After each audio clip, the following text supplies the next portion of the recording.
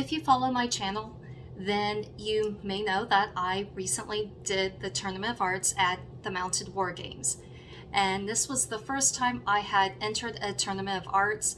I have done many other things within the arts and sciences community over the years.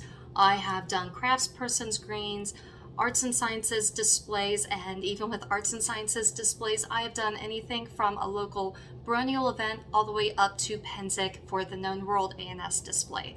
I have participated in both regional and kingdom level arts and sciences competitions, but this was my first time doing the Tournament of Arts. And overall, with my experience, I was super excited just to simply be there and to be able to display and show off my knowledge, show off what I've been able to do so far, and just be able to geek out about Holbein stitch, also known as double running stitch, but more commonly known as blackwork embroidery.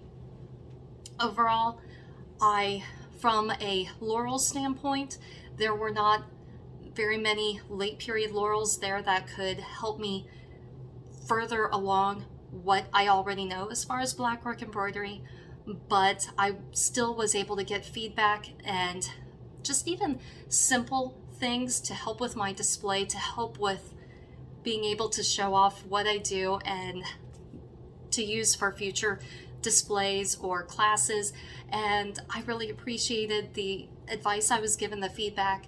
One simple thing was to have my items labeled, so that way if I'm not at the table right then to explain everything, or if people are just simply walking by, they can look to see, is this a German pattern? And maybe from what year? Was it from 1540, from 1560? Is it English? Is it, which portrait did I get this particular pattern from, or portraits did I get it from? And so just to have a simple label to explain what pattern, was it English, was it German, was it Spanish, from what year, or maybe what artist painted the original, like if it was a Hans Holbein the Younger portrait, just to have little labels for my different pieces of artwork.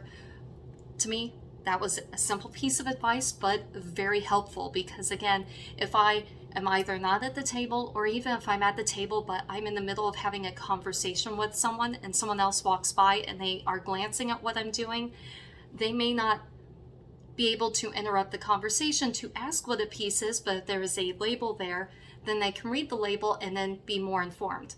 Another thing that I was given feedback on was to have QR codes. And I did have this at the known world A&S display at Pennsic, but I think I had that on, it was on some other paper, but I didn't have that paper with me at the Tournament of Arts. And because I had some people ask if I had anything in writing, and yes, I have a blog. I am also on different types of social media. I am on Facebook. I'm on YouTube. I am also on Twitter. I'm on Instagram. So there are different ways to either reach me if you have questions, but also I have my blog if you want to be able to access any of my previous projects, any of my previous research. It's all there. I've had my blog since 2014, so almost a decade worth of information on that blog. And I was able to write out my website address for people, but it would have been a lot easier if I had a QR code where they could simply scan it and then go straight to my blog website or straight to my YouTube channel. So not specific to blackwork embroidery as far as, fine-tuning my craft, but it was still very helpful information. And I got some other feedback as well. And overall, I was just super excited to be there. And I am very happy because at first I had not even thought of going to the event. We have 4 children and they're a little busy, which keeps us busy. And so I had to kind of rearrange schedules and coordinate who was taking who, where, when. But we got everything situated so that I could be there at the Tournament of Arts, and I am super excited, super happy that I was able to be there, to be able to meet with people, especially considering there were some laurels there that I have seen in passing but not did not really get to know before, because maybe they knew more blacksmithing, and so I've met them briefly through my husband, but they know more blacksmithing, so the two of them would talk. And then this was a chance for me to get to show Laurel's, as well as other people there, that what I do, and if they had questions, I could answer them or direct them in some way, maybe to a book, to a website, to a portrait.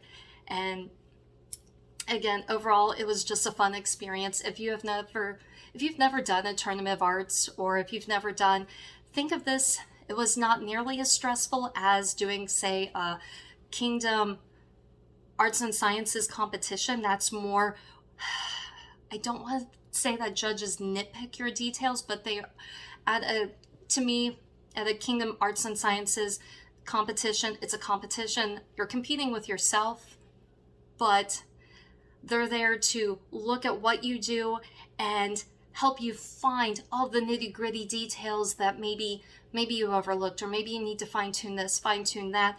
Whereas the Tournament of Arts, they're still giving you that feedback, but it feels, at least for me, in my experience, so it might be different for each person, but for me, it felt very less judgy, more happy, helpful. But even with me saying that, I don't want to discourage anyone from entering an arts and sciences competition, because to me, I've done those for years and I really enjoy it.